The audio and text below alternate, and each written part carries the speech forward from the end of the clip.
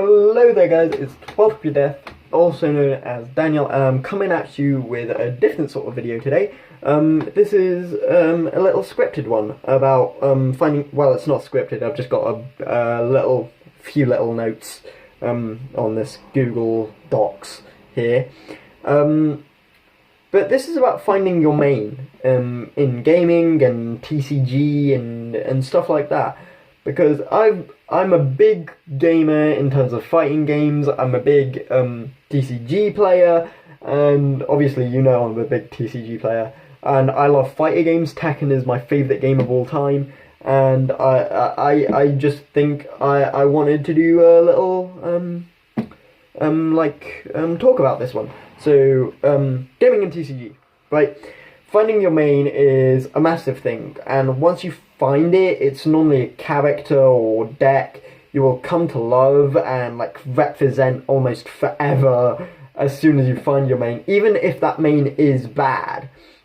You should make sure you love your main and let nobody else tell you otherwise. And even if that character or deck or whatever you're doing is a low tier character or deck, it doesn't mean you don't have to love it. You may be attracted to playing a high tier if you want to do well in tournaments or something, but just don't. Just play what makes you happy. Try all the decks or characters or whatever you can. Look up how other players play and look and see if you would sort of like it or not in terms of thing. Personally, in my own opinion, I love playing these sorts of rogue characters that nobody else really plays. Examples of this include playing Light Swarms well after their expiration date. Congratulations to everyone playing in YCS London, by the way. So me playing Light Swarms well after their expiration date, I still love them. I love my babies, I'm sorry. And me maining Pit and Dark Pit in Super Smash Bros. Ever since Brawl came out, even though they're not that good, you know.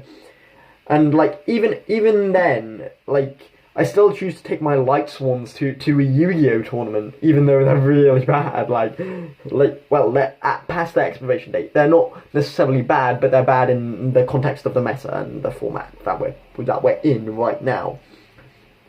So why do I actually choose to take my Light Swans to a tournament? Even though I'm probably going to get crushed, it's the deck I play best. And since I've spent so much time with them, and since I've spent so much time playing that deck and have tried to integrate them into multiple metas, so when Zombie Swarm was a thing, you know, when that was good.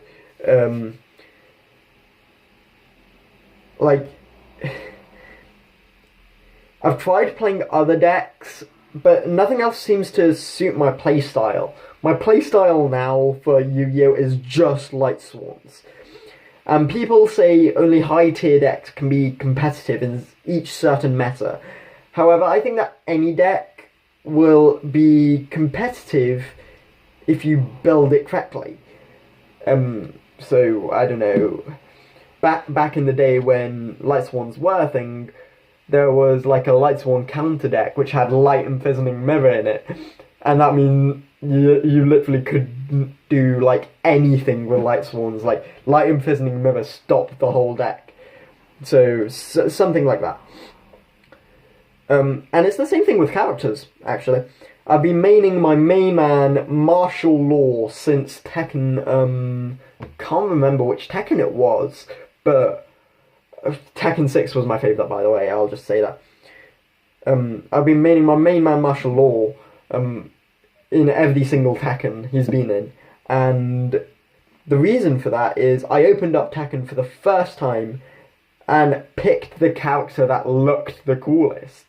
I literally just thought he looked cool, and I played him once, and literally I was so surprised. My mouth literally flew open by how cool all his moves looked, you know. That's when I sort of decided I was going to main him, don't get me wrong, like, I've tried all the other characters in the game, but none of them seem to affect me or, you know, suit my playstyle like Law did. Recently, I've been trying to play Eddie Gordo since I know some people are going to counterpick my Law. So I needed someone else who was similar in terms of like speed and approach style and stuff.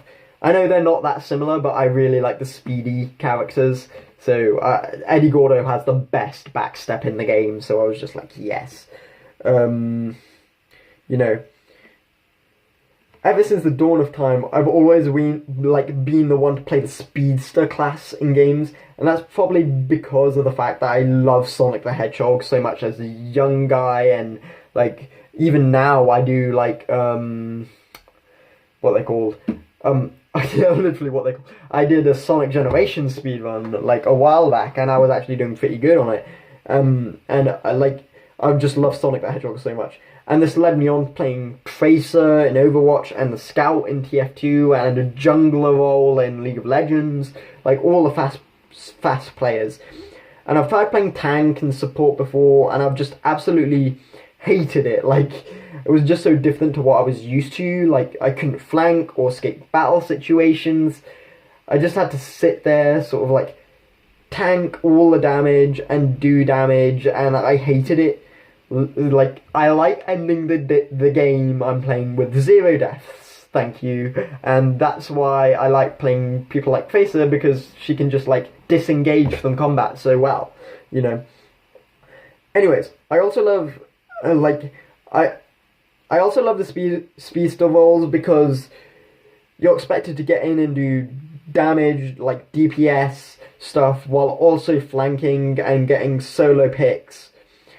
And those are like, solo picks and everything else, like solo pick-offs, is what I mean in League of Legends. You would know if you play League of Legends, if you get a solo pick, or flank, or gank, you know, that's really satisfying. You're supposed to go and do that while doing everything else. Like, one good play, or frag, or flank from a speedster sort of character can change the entire game. And those are the plays we really do live for, like, genuinely. They rarely happen, but when you get the recognition for them, boy, it feels good. If you are looking for a main, like, I would say base it on previous gaming experience. And if it's your first time gaming, then play through as many of the characters as you can and see what feels right. And yes, top tier characters and top tier decks may crush you, but if that's your playstyle, just keep learning and working for those, like, combos and damages and ways to flank and stuff everywhere.